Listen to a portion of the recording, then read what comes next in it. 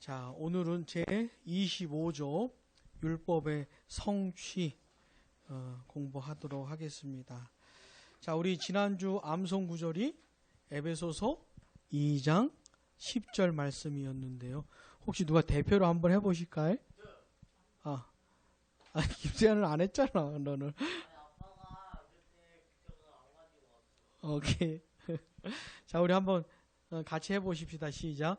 우리는 그가 만드신 바라 그리스도 예수 안에서 선한 일을 위하여 지으심 받은 자니 전에 예비하사 그 가운데서 행하게 하려 하심이라. 아멘. 우리는 그가 만드신 바라, 이거는 재창조를 말합니다. 재창조. 하나님께서 우주 만물을 창조하실 때를 생각해 보시면 하나님의 전능하신 능력과 무한하신 지혜와 영원하신 사랑으로 만드셨는데, 나 같은 사람을 구원하신 것을 재창조라고 표현을.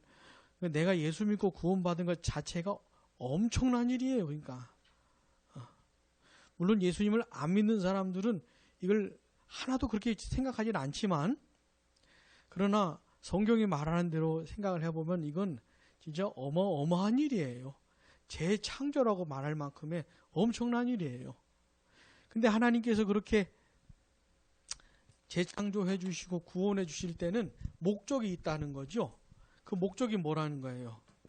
선한 일이라고 말씀을 하는, 뭔가 하나님께서 나에게 원하시는 삶이 있고 행동이 있고 뭔가 있는 것이에요. 그 하나님이 기뻐하시는 뭔가 있는 거죠. 그 일들을 하게끔 하려고 구원하신 것인데, 이건 미리 하나님이 준비하신 거라는 겁니다. 내가 이런 일을 하면서 살도록 하나님이 준비하신 거. 자, 오늘 암송 구절 마태복음 5장 17절입니다. 마태복음 5장 17절 같이요. 내가 율법이나 선지자를 폐하러 온 줄로 생각하지 말라. 폐하러 온 것이 아니요 완전하게 하려 함이라. 아멘. 자, 율법이나 선지자를 폐하러 왔다. 이게 무슨 뜻일까요? 선지자가 했던 예언들, 그걸 말하는 겁니다. 폐하러 온 것이 아니고 완전하게 하러 왔다는 게 뭐냐면 성취하러 왔다는 것이에요. 예수님이. 완전하다는 말이 뭐냐면 성취하다, 이런 뜻이거든요. 자, 오늘 오전에 우리가 살펴봤던 내용, 예수님의 탄생과 관련된 선지자 이사야의 예언이 어디 나옵니까? 이사야서 7장 14절. 이건 굉장히 중요한 구조. 따라 같이 해보세요. 이사야서 7장 14절. 이건 굉장히 중요한 구절이에요. 자, 여기에 예언된 내용이 뭐였습니까? 보라, 처녀가 잉태하여 아들을 낳으리니 그 이름을 임마누엘이라 하라. 여기 약속됐잖아요. 근데 예수님이 태어나면서 이 이사야 선지자 약속이 그대로 이루어진 겁니다. 성취된 것이죠. 예수님이 오신 것은 이런 식으로 선지자의 예언을 이루기 위해서 오셨다라는 것이고, 예를 들어서 율법에 이따가도 보겠지만 많은 의식법들, 상징들, 이런 것이 있어요. 이런 걸 다 성취하러 오신 분이 우리 예수님이라는 것이에요. 자, 우리 김종래 집사님 이거 요절 암송구절 띄워주세요. 요거. 자, 우리가 이제까지 공부한 게 뭐냐면 칭의와 그다음 뭐였어요? 성화였지요. 칭의와 성화는 아주 긴밀하게 연결되어 있는 겁니다. 칭의만 일어나고 성화는 없고, 칭의도 안 일어났는데 성화가 갑자기 되고 뭐 이런 건 없어요. 자, 칭의가 뭡니까? 믿음으로 말미암아 의롭다함을 받는, 예수님이 다 하셨고 다 하신 예수님을 믿는 사람에게 예수님이 하신 것을 그가 한 걸로 여겨주시면서 그를 의롭다 하시는 것이에요. 칭의는 단회적인 선언이라 그랬지요. 영원한 효력을 가진, 이 사람은 하나님 앞에서 그리스도로 말미암아 영원한 의를 갖게 된 것이에요. 자, 이런 사람이 성화가 시작이 되는 겁니다. 자, 성화라는 게 뭐냐면 어떤 사람이 예수 믿고 구원받은 다음에 죽을 때까지의 인생의 모든 것 있잖아요. 이게 다 성화의 과정이에요. 예를 들어 오늘 우리가 예배 드렸잖아요. 예배 드리고 말씀 듣고 공부하고 이거 다 성화의 과정이 다 성화의 과정. 자, 이렇게 주일에는 예배 드리고 또 집으로 돌아가서는 집에서 또 예수 믿는 사람답게 살아야지요. 교회에서만 예수 믿는 사람답게 살고 집에 가면은 엉망진창으로 살고 이러면 이런 거 아니죠. 그러니까 예수 믿는 사람이 예배도 드리고 그 다음에 가정생활도 하고 직장생활도 하고 학교생활도 하고 똑같은 사람이 똑같은 생각으로 똑같은 목적으로 인생 전체가 다 성화예요. 인생 전체가.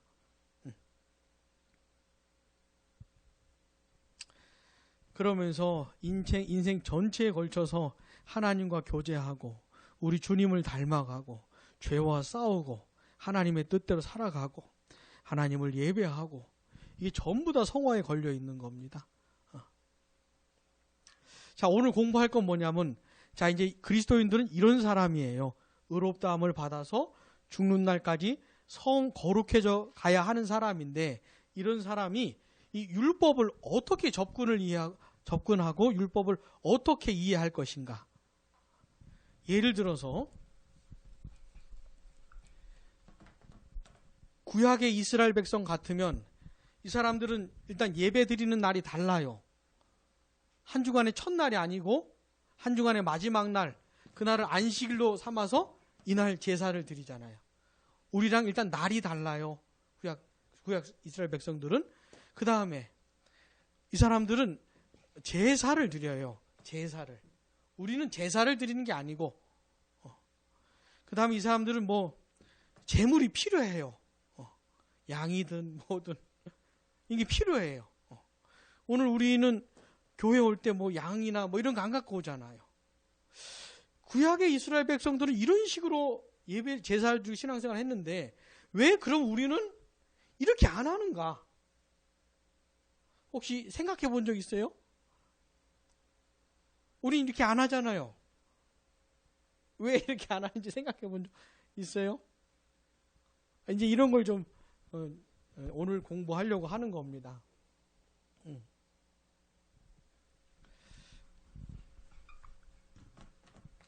그냥 한마디로 하면 우리는 율법을 성취하신 예수님을 믿기 때문에 그런 거예요. 자, 본문으로 돌아가 보십시다. 같이요. 우리는 율법의 의식과 상징들이 그리스도께서 오신 이후로 폐지된 것, 그리고 모든 예시들도 끝났다는 것을 믿는다. 그러므로 그러한 것들은 그리스도인들 사이에서는 폐지되어야 한다.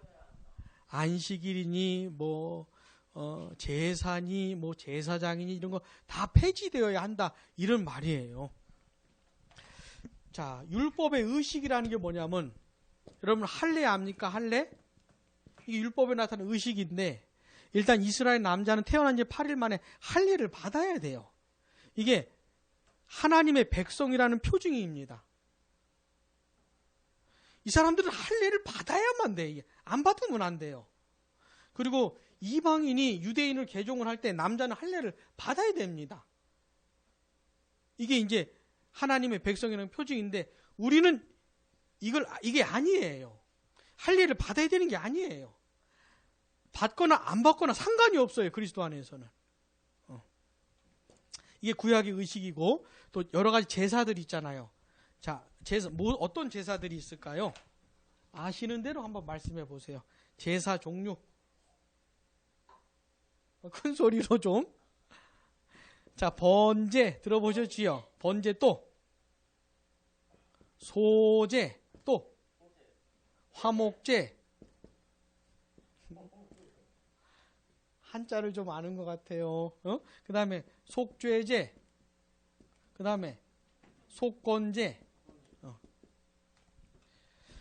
자, 이게 이제 구약의 율법의 의식들이에요. 이게 이스라엘 백성들 이런 제사를 실제로 드렸어요. 근데 난 한 번도 제사를 드려본 적이 없어요. 저는. 마찬가지죠. 예? 근데 이 사람들은 이런 의식들을 했고, 그 다음에 정결 예식이라는 거 있었어요. 정결 의식, 정결 예식. 부정해진 사람이 정결해진 다음에 정결 예식을 해야 돼요. 예? 그 다음에 상징들이라면 예를 들어서 대제사장 알지요? 대제사장이 여러 가지 옷을 입는데 이 판결 흉패라는 거 들어보셨어요? 이렇게 보석이 4줄씩 3개씩 붙어 있어가지고 12개 보석이 박혀있는 옷을 입고 있는, 이걸 판결 흉패라고 하는데, 이게 상징이에요. 상징.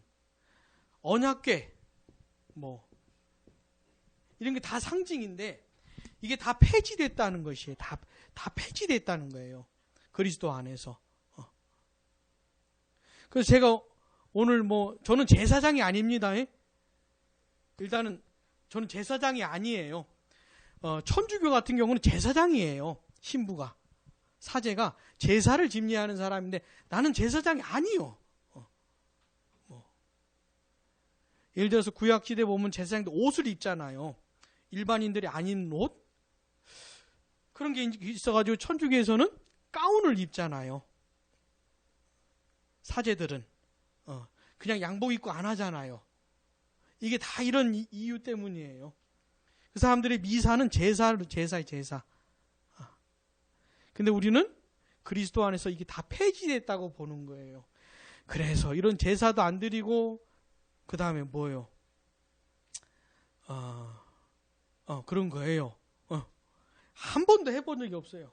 본 적도 없고. 자, 마태복음 27장 51절 같이요. 이에 성소 휘장이 위로부터 아래까지 찢어져 둘이 되고. 자, 마태복음 27장 51절이 언제 있었던 사건입니까? 언제 이런 일이 벌어졌어요? 언제? 예수님이 돌아가셨을 때.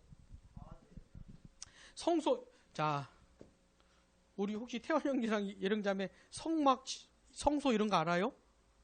성소, 지성소.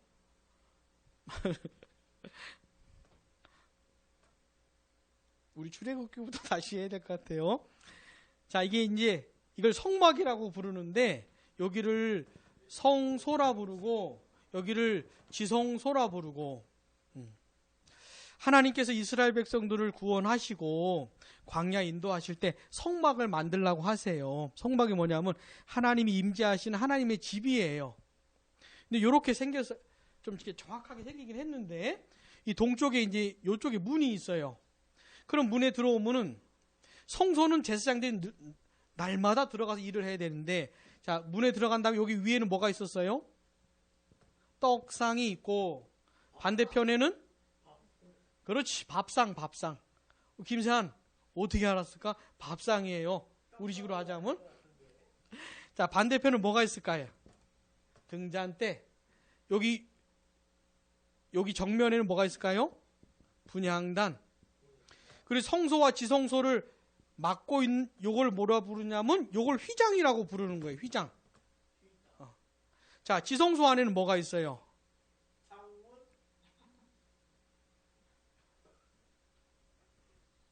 정말 중요한 특징은 창문이 없다는 거야. 정말 중요한 특징은 창문이 없어요. 자, 지성소 안에는 법궤가 있어요. 법궤.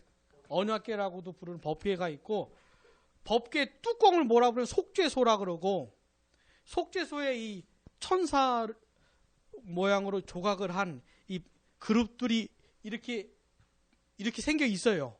이게 뭐냐면 그래서 그 속죄소를 그 뚜껑을 하나님의 보좌라고 불러요. 하나님의 보좌. 근데 이게, 자, 우리 태원 형제 예령자매 이런 얘기 들어봤어요? 그럼 좀 아는 것 같은 얼굴 좀 해주세요. 내가 어디서부터 설명을 시작해야 될지 모르겠으니. 자, 성소는 제사장들이 날마다 들어가서 일을 해야 되는데, 지성소는 들어가면 안 돼요. 휘장을 열면 하나님의 보좌에 하나님이 강림하시기 때문에 죽어요. 그냥 즉사를 하는 것이에요. 근데 1년에 딱 한 번 지성소에 들어가는 날을 허락해 준 날이 있죠. 그 날을 뭐라고 불러요?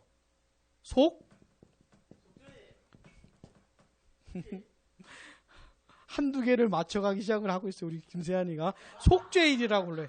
대속죄일. 이날은 대제사장이 제물의 피를 가지고 들어오면 이날은 안 죽어요. 이날만 안 죽어요. 그게 휘장이에요. 그 휘장은 죄인들을 보호하는 보호장치예요. 들어오면 안 돼. 너희들은 다 죽어. 이게 보호장치인데 이 휘장이 찢어졌다는 거지요. 여기 찢어졌다는, 이게 언제 찢어졌냐면 예수님이 죽으셨을 때 찢어진 거예요. 휘장이 찢어졌다는 말은 뭐냐면 하나님의 보좌로 나아가는 길을 여셨다 이 말입니다.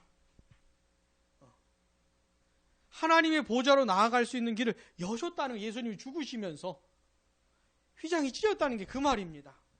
자, 그래서 우리는 1년에 한 번씩 대제사장이 휘장 열고 들어가서 이렇게 속죄를 지키는 게 아니에요. 우리는 1년에 한 번씩 죄를 사하는 그런 게 아니에요.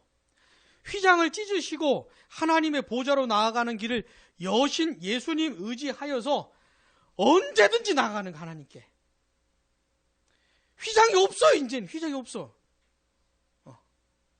예수님 안에서 휘장이 사라져서 찢어져 버려져 가지고 예수 믿는 내가 하나님께 나아가는 것을 가로막는 게 없어요. 이제는 언제든지 얼마든지 하나님께 나아갈 수 있어요.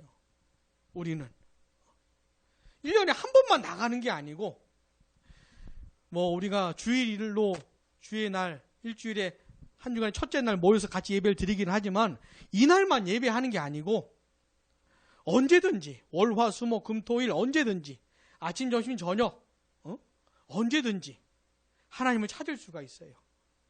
하나님 만나주세요. 그러니 그리스도 안에서 이런 자유가 열렸으니 법궤 찾고 지성소 찾고 이러지 않겠죠. 이제는. 자, 봐봐요. 어떤 사람은 우리는 제단 이런 게 없어요. 이거는 제단이 아니에요. 응? 그리고 어떤 사람은 여기를 지성소래. 이렇게 여기를 지성소여서 일반 성도들은 올라오지도 못해요. 올라오지도 못해. 거기는 좀 덜 거룩한 곳이고 여기는 거룩한 곳이고. 심지어 있잖아요. 어떤 사람들은 그 헌금을 드릴 때, 전 그런 교회를 실제로 봤어요. 헌금을 드릴 때 헌금을 받아가지고 목회자가 여기다 둬요. 여기를 무슨 지성소처럼 생각하는 거예요. 하나님이 여기 계시다고 생각을 하는 거예요. 그래서 여기서 헌금을 드려요. 이렇게. 이런 해괴방칙한 일이 지금도 벌어져요. 여기나 거기나 똑같은 거예요. 그리스도 안에서 이게 다 폐지가 됐는데, 어제도 우리가 어떤 목사님을 만났는데 여기 신발 신고 올라가도 되냐고. 물론 그분은 지저분해질까봐 그랬던 것 같아요. 그분도 개혁주의를 아는 분이니 이런 개념으로 말하진 않았겠죠. 이게 아마 지저분해질까봐 그랬던 것 같은데, 이런 거 굉장히 많아요.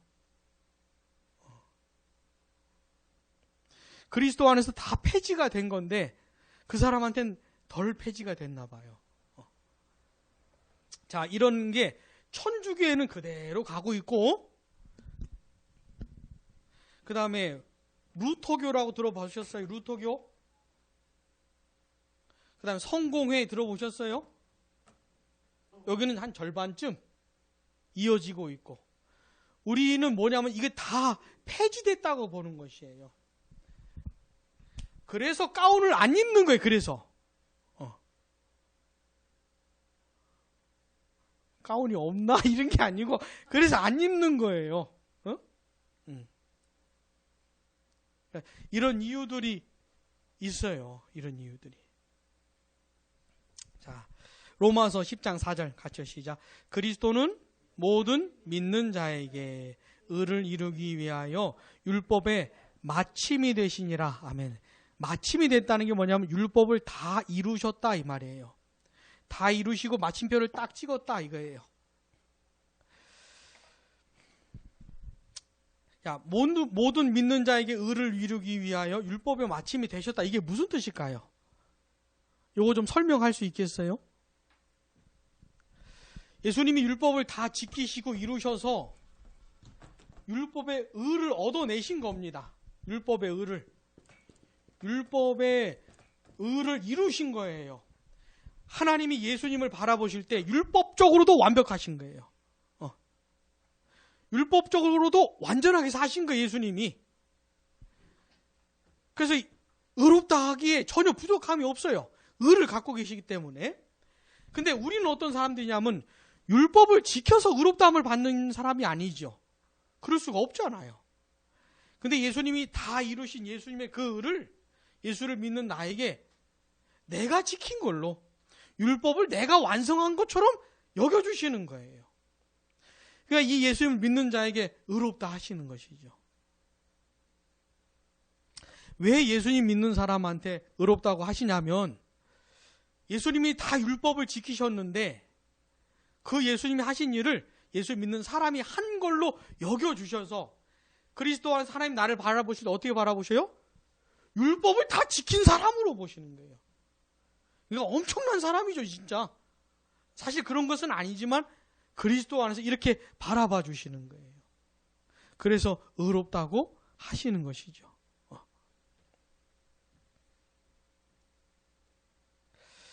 근데 만약에 어떤 사람이 지금도 율법을 지키려고 하고, 안식일이니, 속죄일이니, 이런 식으로 생활하려고 한다는 것은 뭐냐면, 율법을 완성하신 예수님을 부인하는 것이에요. 예수님이 하신 일이 뭔가 좀 부족한 것이 있는 것처럼 생각을 하는 거죠. 그러나 우리는 예수님이 하신 일이 완전한 것이기 때문에 더 이상 내가 할 것이 없어요.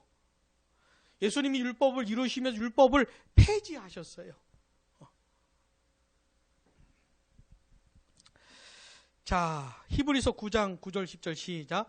이 장막은 현재까지의 비유니 이에 따라 드리는 예물과 제사를 섬기는 자를 그 양심상 온전하게 할 수 없나니 이런 것은 먹고 마시는 것과 여러 가지 씻는 것과 함께 육체의 예법일 뿐이며 개혁할 때까지 맡겨둔 것이니라. 아멘.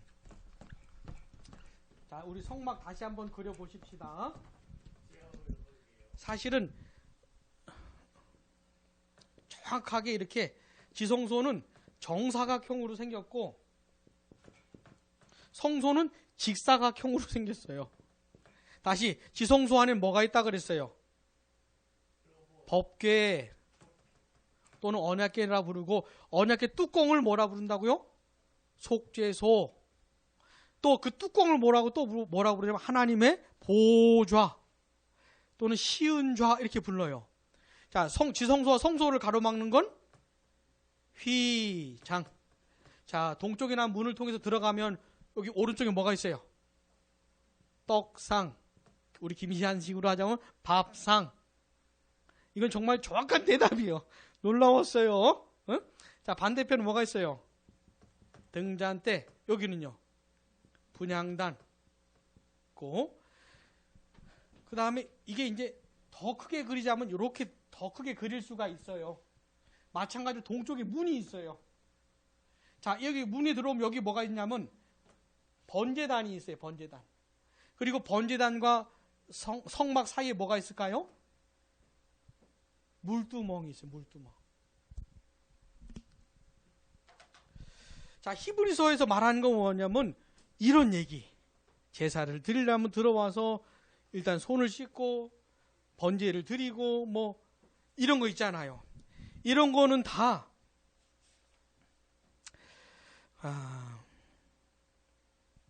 비유라는 겁니다. 법궤니 분향자니 떡상이니 등장대니 뭔가 말하는 메시지가 있고 뭔가 가리키는 게 있어요. 실체가 있어요. 이건 다 그 실체가 올 때까지만 있을 거라는 거예요. 자, 사실 이 성막 전체가 가리키는 게 뭘까요? 누굴까요? 예수님. 예수님과 예수님 하신 일들을 가리키는 거예요. 사실 이 전체가. 이건 다 그림자고 실체는 예수님이신데 예수님이 오셨잖아요. 그리고 다 하셨고 이루셨잖아요. 그러니까 이거는 다 현재까지 비우고 실체가 오면 폐지될 것이라는 것이죠.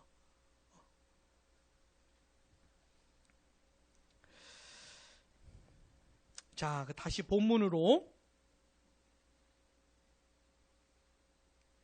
돌아가서 그러나 시작. 그러나 그것들에 있는 진리의 실체는 우리를 위해 예수 그리스도 안에 그대로 남아있다. 왜냐하면 이 모든 것은 예수님 안에서 성취되었기 때문이다. 아멘. 자, 이런 율법의 의식들, 상징들이 말하는 메시지들, 내용들은 다 그리스도 안에 있다는 것이에요. 그리스도 안에. 선지자들이 전했던 메시지, 선지자들이 했던 예언들 다 어디에요? 그리스도 안에 있는 거예요. 다 그리스도 안에. 자, 그렇다면 구약의 이런 내용들이 우리한테 필요해요? 안 필요해요?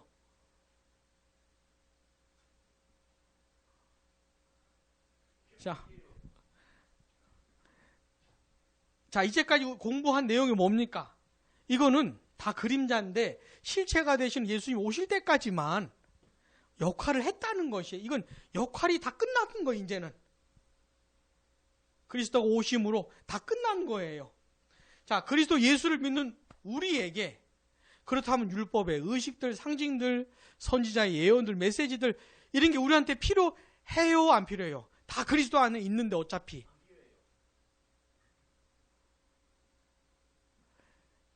그렇지만은 우리한테 필요하다는 것이에요. 그렇지만은 우리는 옛날로 돌아가지는 않아요.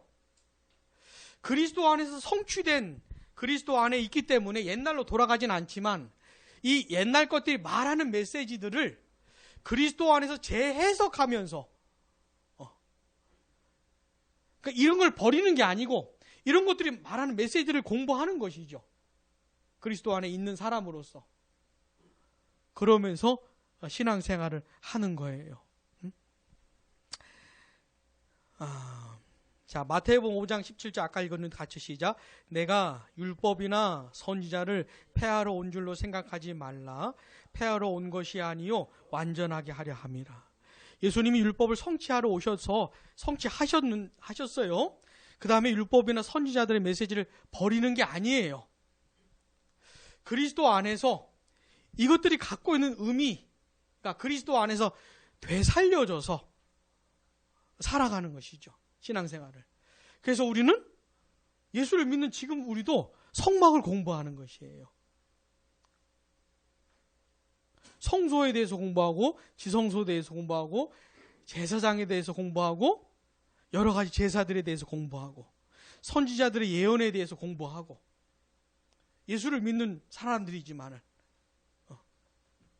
그렇게 하면서 그리스도 안에 담겨있는 그 진리들이 더 뭐라 그럴까요? 보강이 된다 그럴까요? 더 견고해진다고 할까요? 풍성해진다고 할까요? 이렇게 접근을 하는 겁니다.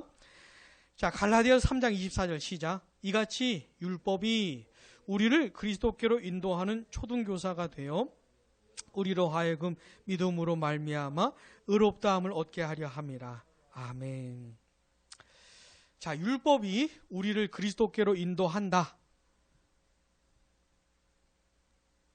특별히 그리스도를 믿음으로 말미암아 의롭다함을 받는 그 길로 율법이 인도한다는 거를 혹시 설명이 할 수 있겠습니까? 우리 태안 형제랑 예령 자매. 자, 우리가 의롭다함을 받잖아요. 의롭다함을 받는다는 게 뭐냐면 하나님이 나를 보실 때 인정을 해주시는 거예요. 완전한 자로, 완전히 거룩한 자로 인정을 해주시는 거예요. 이게 의롭다함을 받는 것이에요. 하나님과 교제할 수 있는 대상으로 인정을 해주시는 거예요. 근데 어떻게 의롭다함을 받아요? 우리는 예수님을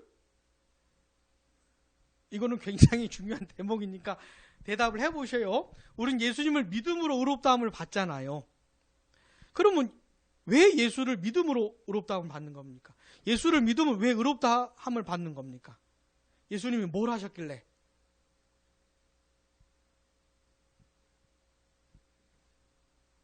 율법을 다 이루셨잖아요, 예수님이. 그러니까 하나님이 보실 때 완전하게 사셨어요. 완전한 순종을 하셨잖아요. 응? 근데 예수를 믿으면 예수님이 하신 거를 내가 한 걸로 여겨주시기 때문에 나를 향해 의롭다 하시는 것이죠. 내가 의롭다함을 받으려면 예수님을 믿는 것밖에 없지요. 자, 질문. 제시된 것만으로 생각해 볼 때는 사람이 의롭다함을 받는 길이 두 길이 있어요. 두 길. 한 길은 뭐예요? 예수님을 믿음으로 말미암아 의롭다함을 받는 길. 또 한 길은 뭘까요? 율법을 지키면 돼요. 응? 율법을 지키면 돼요. 자, 몇 퍼센트 지켜야 돼요? 100%를 지키면 돼요. 까짓거 하면 되죠, 뭐. 하나님이 살라는 대로 살면 돼요. 응? 하나님이 하라는 대로 다 하면 돼요. 그럼 의롭다함을 받을 수 있어요. 근데 뭐가 문제입니까? 고개를 흔든 이유는 뭐예요? 굉장히 중요한 대목이니까 말씀을 해보셔야 돼. 불가능하니 뭐가 불가능해요?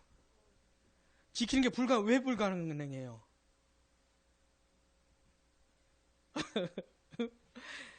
지킬 수 있는 능력이 안 돼요, 내가. 일단 율법에 담겨있는 하나님의 의도가 다 이해가 안 돼요. 율법에 담겨있는 하나님의 마음이 이해가 안 되고 그게 좋지도 않아요. 이래 살고 싶지도 않아요. 할 수 있는 능력도 없어요. 그런 율법으로 말미암아 어떻게 의롭다함을 어떻게 받아요?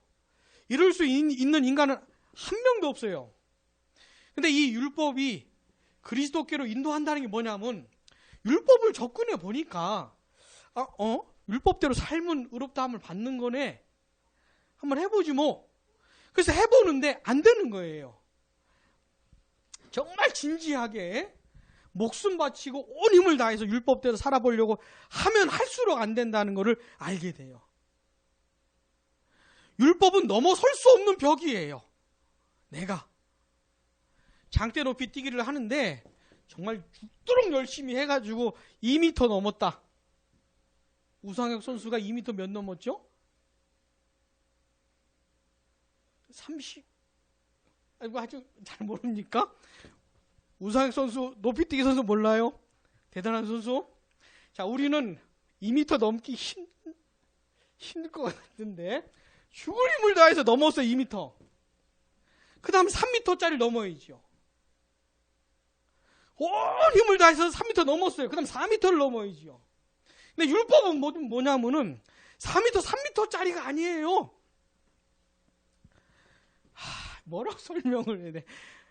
엄청나게 높은 장대예요. 그러니까 도무지 넘을 수가 없는, 이렇게 쳐다보면 넘고자 하겠다는 의지를 꺾어버리는 게 율법이에요. 그러니 안 되는구나. 하나님께 의롭다함을 받을 수 있는 길이 난 그런 존재가 아니구나. 이걸 깨닫게 해주시면서 율법이 이런 나를 구원해줄 구원자가 필요하겠구나. 나를 하나님 앞에 의롭다함을 받게 해줄 구원자가 필요하겠구나. 그 구원자로 인도를 해주는 것이에요. 너로서는 너는 안 되니까 구원자를 찾아라. 너를 짊어지고 이 엄청나게 높은 장대를 뛰어넘을 수 있는 구원자를 찾아 나서라. 그 구원자와 함께 율법의 완벽한 장대를 뛰어넘어라. 이런 얘기니까.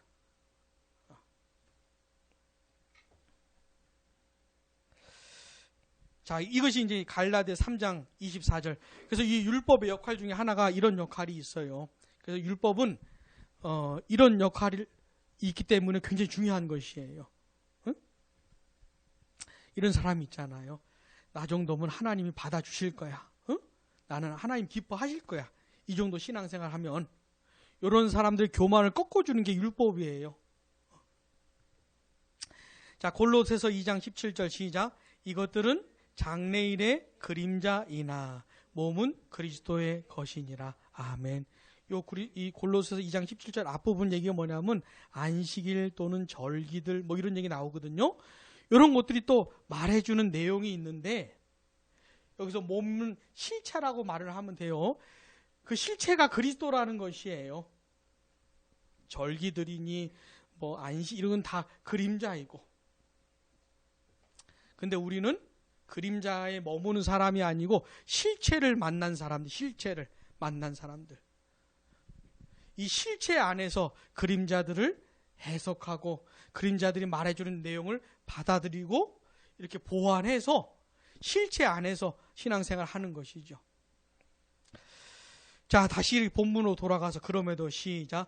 그럼에도 불구하고 우리가 율법과 선지자들의 증거를 계속 사용하는 이유는 우리가 복음 안에서 견고해지며 하나님의 영광을 위해 하나님의 뜻을 따라 우리를 다스려 온전히 고결한 삶을 살아야 하기 때문이다. 아멘. 복음만으로 부족한 게 아닌데 이런 율법이나 선지자들이 말하는 내용들을 복음 안에서 재해석하면서 더 풍성해지는, 더 뭐랄까 견고해지는 것이에요. 그렇게 신앙생활 하는 것이다 라고 하는 것이죠. 자, 로마서 13장 8절 10절 시작. 피차 사랑의 빛 외에는 아무에게든지 아무 빚도 지지 말라. 남을 사랑하는 자는 율법을 다 이루었느니라. 간음하지 말라, 살인하지 말라, 도둑질하지 말라, 탐내지 말라 한 것과 그 외에 다른 계명이 있을지라도 내 이웃을 내 자신과 같이 사랑하라 하신 그 말씀 가운데 다 들었느니라. 사랑은 이웃에게 악을 행하지 아니하나니 그러므로 사랑은 율법의 완성이니라. 아멘. 자, 우리가 십계명 공부했지요. 십계명 10가지 계명을 크게 둘로 나누면 몇 계명부터 몇 계명까지로 나눌 수 있어요? 1계명부터 4계명까지. 그 다음 5계명부터 10계명까지. 근데 1계명부터 10계명까지 여러 내용들이 있는데 이 내용들을 우리 예수님이 요약을 해 주셨죠. 한마디로 하면 뭐예요? 제가 너무 두 사람만 쳐다보면서 말하는 것 같아. 미안해요. 근데 좀 제 마음을 좀 이해를 해주세요. 네? 예수님 뭐라고 요약을 해주셨어요? 사랑하라. 내용들이 여러 개 많잖아요. 그냥 한마디로 사랑해라. 첫 번째, 하나님 사랑하고, 두 번째, 이웃을 사랑해라. 그냥 우리는 이래 살면 돼요, 그냥. 사랑하면서 살면 돼, 그냥. 이제는. 예수님을 믿는 사람들은 사랑하면서 살면 돼. 하나님도 사랑하고, 나 외에 다른 사람들도 사랑하면서 살면 돼요. 이게 하나님 우리한테 원하시는 삶이에요. 근데, 우리에게 십계명이 주는 유익이 뭐냐면 구체적으로 그러면 하나님을 사랑하는 게 뭐지? 구체적으로 하나님 외에는 다른 신들을 두지 않는 거구나. 우상숭배, 하나님보다 더 사랑하는 것이 있으면 안 되고 하나님보다 더 의지하는 게 있으면 안 되는 거고 이게 하나님을 사랑하는 거구나. 구체적으로 배울 수 있잖아요. 자, 이웃을 사랑하라. 구체적으로 내 부모를 공경하는 거. 6계명이 뭐예요? 뭐 하지 말라?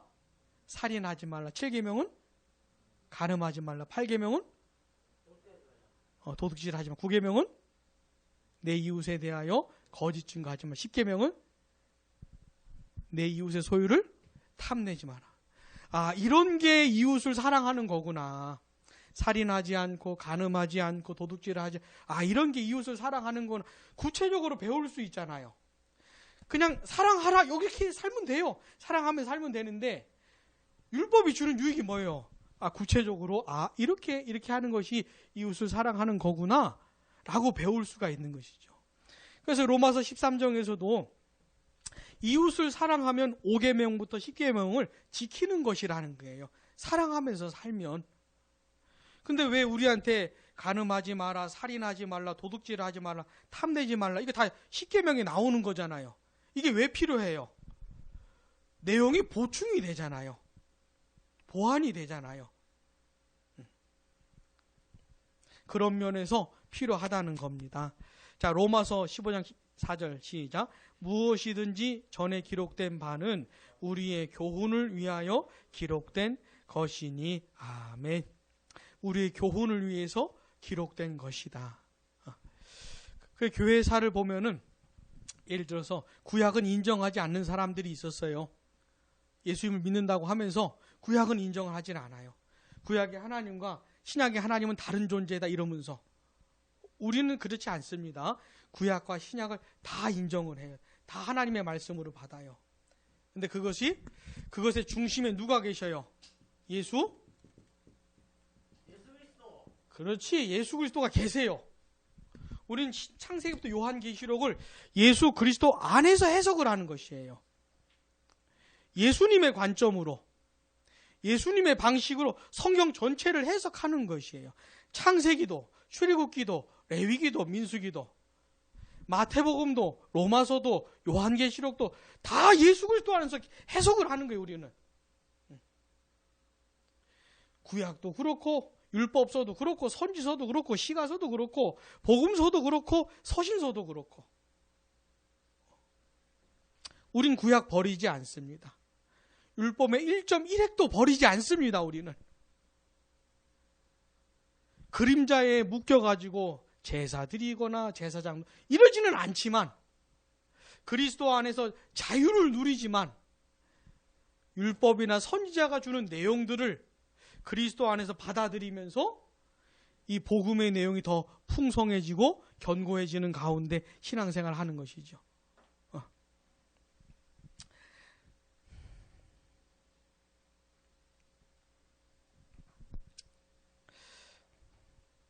자,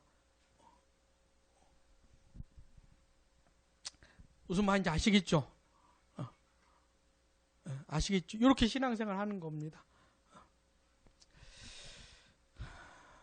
자, 기도하겠습니다. 하나님 아버지,